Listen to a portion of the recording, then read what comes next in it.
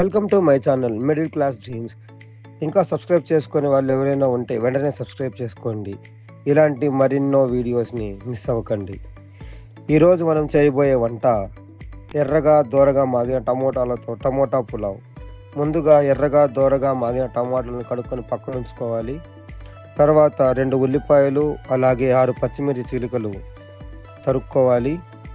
తర్వాత stove on చేసి pan పెట్టుకొని దానిలో మసాలా దినుసులు, బిర్యానీ ఆకు, లవంగాలు, షాజీరా, చెక్క వేసుకొని బాగా వేయించుకోవాలి.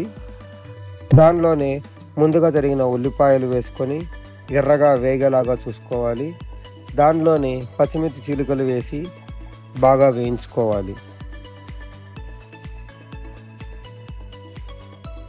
ఆ బాగా వేగిన ఉల్లిపాయలు పచ్చిమిర్చిలోని కొంచెం జింజర్ గార్లిక్ పేస్ట్ కూడా వేసుకుంటే మీకు ఫ్లేవరు టేస్ట్ చాలా బాగా వస్తుంది. కాబట్టి కొంచెం జింజర్ గార్లిక్ పేస్ట్ కూడా వేసుకోండి. మొత్తం బాగా అన్నీ కలిసేలాగా తిప్పుకోవాలి, అన్నీ కలుపుకోవాలి. తర్వాత దానిలో కడిగి పక్కన ఉంచుకున్న టమోటాలను చిన్న చిన్న ముక్కలుగా కట్ చేసుకొని అదే ప్యాన్లో వేసుకోవాలి.